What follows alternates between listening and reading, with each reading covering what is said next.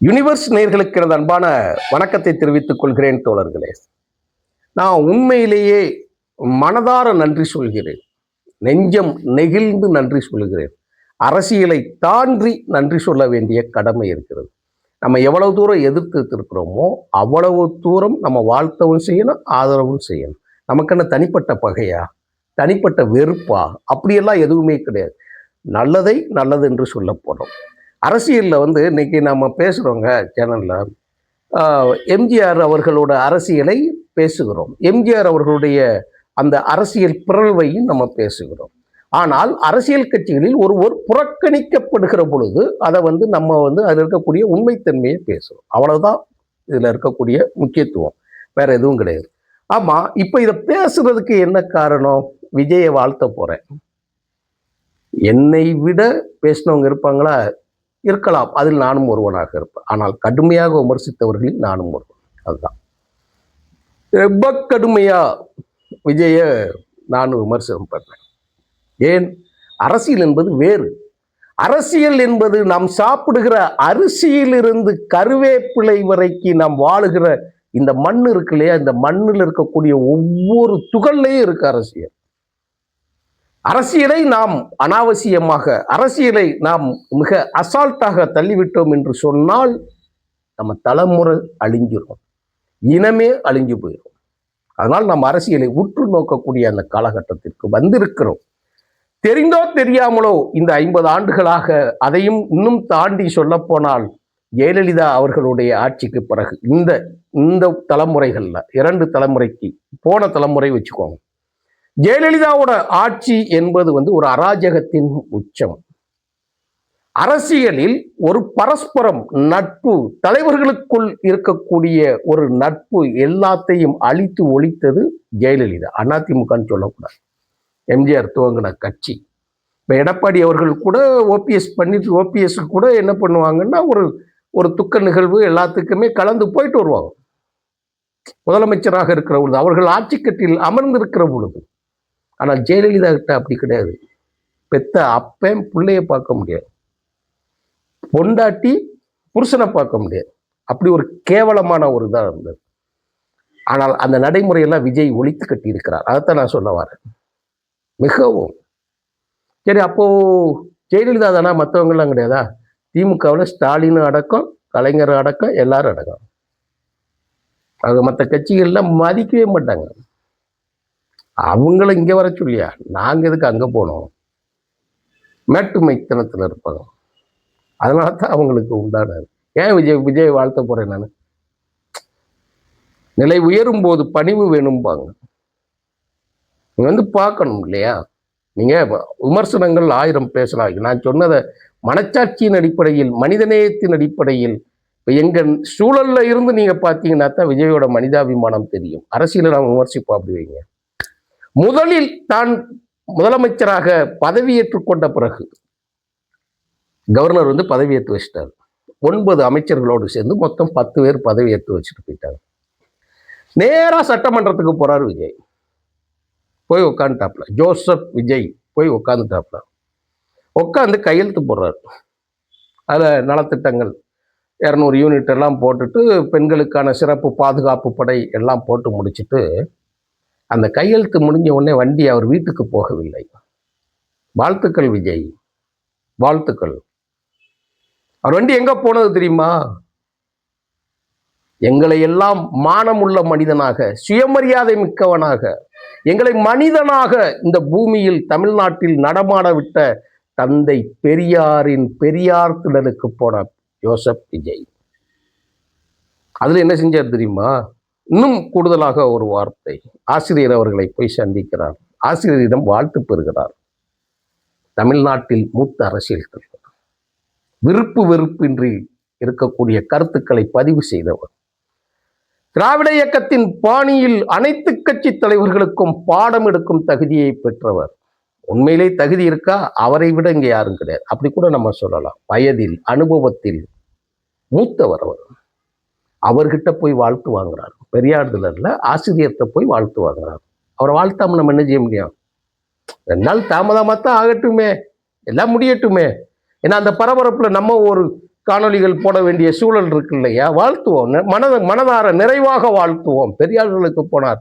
என் தம்பிமார்களிடம் சொல்லி நான் புல்லரிச்சு பேசேன். கையில் இருக்கக்கூடிய ரோமக்கட்டுக்கள் எல்லாம் புல்லரித்தது. ஏன்னா பெரியார் திடலுக்கு போவதற்கு ஒரு துணிச்சல் வேண்டும்.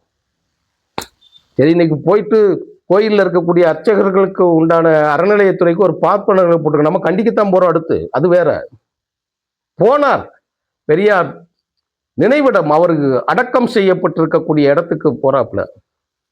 கோட் போட்டிருக்காப்புல, ஷூட் போட்டிருக்காப்புல, ஷூ பூட்ஸ் எல்லாம் போட்டிருக்கிறாங்க, கன்வாஸ் எல்லாத்தையும் கழட்டி விட்டு வெறும் காலோடு வந்து ஐயாவின் நினைவிடத்தில் அவர் வந்து அஞ்சலி செலுத்திட்டு போறார். வாழ்த்தாம என்ன செய்ய முடியும்? வாழ்த்துவோம். வரலாறு நிலைத்து நிற்கட்டும். அவர் வந்து சென்றது மூலமாக பல லட்சக்கணக்கான இளைஞர்களிடம் தந்தை பெரியார் என்கின்ற பெயர் பொறிப்பதன் மூலமாக பெரியார் என்கின்ற என்னைக்காவது ஒரு நாள் ஒரு புத்தகத்தை அவனுக்கு மனுஷன் ஆயிடுவான். அதனால இருக்கட்டும். சரி, முடிஞ்சது. மறுநாள் சட்டமன்றத்தில் போய் சட்டமன்ற உறுப்பினராக பதவியேற்கக்கூடிய நேரம் வந்தது. பதவியேற்றுக் கொண்டார். இருக்கக்கூடிய சட்டமன்ற உறுப்பினர்கள்லாம் அதில் நிறைய குறைகள் இருக்கு. ஒரு அமைச்சரே பேப்பரை வச்சுட்டு வந்துட்டாப்புல, அது தனியாக பார்த்துக்கிடுவோம், அதுகளை விட்டுருவோம். நம்ம கையெழுத்து போட்டு முடிந்த உடனே எங்கே போனார் தெரியுமா? அரசிதழ் செய்தி குறிப்பில் ஜீவோல என்ன வந்திருக்கு தெரியுமா? எல்லா நடவடிக்கையும் முடிஞ்சு விஜய் வீட்டுக்கு போலங்க. அரசியல் வாழ்நாளில் போராட்டத்தை மட்டுமே இலக்காக கொண்டு வாழ்ந்த ஒரு தலைவர், விருப்பு வெறுப்பு இல்லாமல் வாழ்ந்தவர், மக்களின் அதிகாரத்தை நோக்கி மட்டுமே பயணப்பட்டு தன்னுடைய அரசியல் அதிகாரத்தை நினைக்காமல் இன்று வரை ஓடிக்கொண்டிருப்பவர். இந்த காணொலியை பேசின 2 நாள் உண்ணாவிரதம் இருக்க போறாங்க. 2 வாரத்தில் கோரிக்கைகள் வைத்தாகிவிட்டது. அப்படிப்பட்ட ஒரு முதுபெரும் தலைவர் வைகோ அவர்களை சந்திக்க அண்ணா நகர் இல்லத்திற்கு மதியம் 3:30 மணிக்கு அறியலான்னு சொல்லி அறிக்கை வந்துட்டாருங்க. அதுவரை ஸ்டாலினை சந்திக்கிறதா செய்தி வரல, முன்னாள் முதலமைச்சர் ஸ்டாலினை. எப்பொழுது வைகோ அவர்களை சந்திப்பதற்கு ஜோசப் விஜய் முதலமைச்சர் அவர் வருகிறார் என்ற செய்தி வந்தேன்னா அதுக்கு முன்னாடி அவங்க ஓப்பன் பண்ணிட்டாங்க, கேட்டை ஓப்பன் பண்ணிட்டாங்க. உள்ள வந்தது நேராக அங்கேயும் போயிட்டாரு, எடுத்துக்கொண்டார். நான் வரலாற்றில் என்ன சொல்றதுன்னா, பெரியாரை சந்தித்து விட்டு ஆசிரியர் வீரமணி அவர்களை சந்தித்து விட்டு நேராக அண்ணா நகருக்கு வந்து சேர்ந்தார். வாழ்த்து. எந்த முதலமைச்சருங்க வந்திருக்கிறாங்க முதலமைச்சராக? அப்படியே எதிர்கட்சி தலைவராக இருந்து எதிர்கட்சி பணியாற்றி அன்புமணியை போய் பார்க்கிறாரு. பாட்டாளி மக்கள் கட்சி அன்புமணியை போய் பார்க்கிறாரு. அதையும் தாண்டி மிக கேவலமாக அரசியலில் இருந்து அழிக்கப்பட வேண்டிய, ஒழிக்கப்பட வேண்டிய ஒரு பூச்சியை விட, அதாவது கொசுக்கெல்லாம் கொசு மருந்து அடிப்பாங்கல்ல, அந்த கொசு மருந்து அடித்து ஒழிக்கப்பட வேண்டிய சீமான். ஆனால் பேரவே சொல்லக்கூடாது, வாய் கொப்பளிக்கணும். போய் தரித்திரம் தரித்திரம் தரித்திரம் அந்த இடத்துக்கு போய் அதையும் அவனையும் போய் பார்த்து வந்தார். அதுக்குன்னு சீமா மேல வெறுப்பா? இந்த மண்ணுக்கு துரோகி 1000 காரணங்களை என்னால் சொல்ல முடியும். என்ன பேசினாலும் சரி தமிழ் இனம் சொல்லுவோம். காக்காயை பிடிக்கணும்னா காக்கான்னு தான் கூப்பிடுவாங்க. கோழியை அறுக்கணும்னா கோத்தோக்கோன்னு கோழி மொழியைத்தான் பேசுவாங்கன்னு சொல்லுவாங்க இல்லையா? அதே மாதிரிதான் சீமா நாம் தமிழருங்கிற பேரை வச்சுக்கிட்டு தமிழ் தமிழ்மா, எங்களை விடையாடா தமிழ். அதனால அது ஒரு தீய சக்தின்னா அதான் தீய சக்தி, அது அழிக்கப்பட வேண்டிய. அவரையும் போய் பார்த்தாங்க. வாழ்த்துவோம் எல்லாரையும் சொல்லிட்டு. நீங்க யார் இதுக்கு முன்னாடி முதலமைச்சர்களாக நாம் பார்த்துருந்தோமே, யாராவது எங்கேயாவது போயிருப்பாங்களா?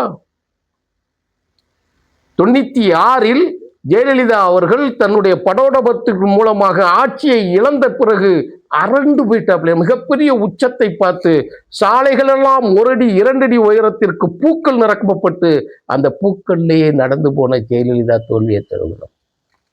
தோல்வியை சகிக்க முடியல. 98இல் தாயகம் வந்தார். மறுமலர்ச்சி திமுக ஆபீஸ், பாட்டாளி மக்கள் கட்சி அலுவலகத்திற்கு போனார், கூட்டணி கட்சி அலுவலகத்துக்கு போனார். அன்னைக்கு தேவை இருந்தது. அதுக்கு பிறகு அவங்க போகவே இல்லை. ஸ்டாலின் எல்லா இடத்துக்கும் போனார். எச் ராஜாவை போய் பார்த்தாருங்க.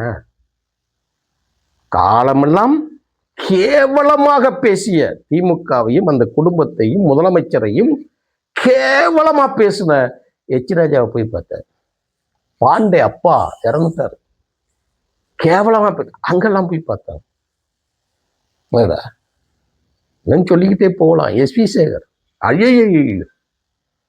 கருணையின் பிறப்பிடம். அவங்கெல்லாம் எந்த தலைவர்களும் போய் கட்சியாகலாம். இந்த பார்ப்பன கும்பல்கள்லாம் பார்த்த இடத்துல கூட்டணி கட்சி ஆஃபீஸுக்கு கூட அவங்கெல்லாம் போனது கிடையாது.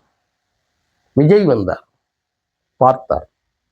நான் நடிகர் விஜய், கூத்தாடி விஜய் என்று சொல்லவில்லை. தமிழ்நாட்டின் முதலமைச்சராக பொறுப்பேற்றுக் கொண்ட பிறகு நான் கடுமையாக நின்றுத்து பேசுகிறேன். இன்னும் பேசுவது, அறநிலையத்துறைக்கு ஒரு பாப்பா போட்டிருக்காங்க, நம்ம பேசத்தான் செய்வோம், கண்டனத்தை செய்யத்தான் செய்வோம், சொல்லத்தான் செய்வோம், ஏன்னா அது கடமை. ஆனால் நல்லதை நம்ம பேசணும் இல்லையா? ஒரு முதலமைச்சராக வாழ்த்து பெற்று விட்டு போன அந்த மனச்சாட்சி சட்டமன்றத்தில் இன்னும் ஒரு 10 ஆண்டுகள் நீட்சியாக நீட்டிக்கும். அவர் இன்னைக்கு இந்த செய்தியை வந்திருக்குது. இப்போ ஆசிரியர்கள் அறிக்கை விட்டுட்டாங்க. நம்ம கண்டனத்தை தெரியும். அவர் எப்படி ஒரு ஜோசியக்கார நியமனத்தை வாபஸ் பண்ண மாதிரி பருவார். நம்ம பேசுவோம், அதை அடுத்த காலில் நாம் பேசுவோம். நன்றி, வணக்கம் தோழர்களே, வாழ்த்துக்கள் விஜய் அவர்களே, முதலமைச்சர் விஜய் அவர்களே. இந்த குணம் உங்கள் காலமெல்லாம் நீடித்து நிற்கட்டும். நீங்கள் ஏதோ டிஃபன் பாக்ஸில் கொண்டு எல்லாம் வச்சு சாப்பிட்ற செய்தியெல்லாம் பார்க்கத்தான் செய்து, அது தொடர்தான் பார்ப்போம். இது ஒன்றும் பள்ளிக்கூட டைம், முதலமைச்சர் பதவி பள்ளிக்கூட டைம் கிடையாது. ஜெயலலிதா அப்படித்தான் டியூட்டி முடிஞ்சு போய் படுக்கிற மாதிரி படுத்துட்டு தான் சென்னையில் ஆயிரக்கணக்கான பேர் மழைக்காலத்தில் செத்தாங்க. ஆனால் உடஞ்சி அந்த வரலாறுலாம் இருக்குது. அதனால் எப்போ பார்த்தாலும் 6 மணிக்கு மேலே வீட்டை பூட்டிடக்கூடாது. ரொம்ப கவனமாக இருக்கணும், முழிச்சுக்கிட்டே இருக்கணும். ஏன்னால் நீங்கள் இருக்கிறது தமிழ்நாடு உங்கள்கிட்ட இருக்குது. நன்றி, வணக்கம் தோழர்களே.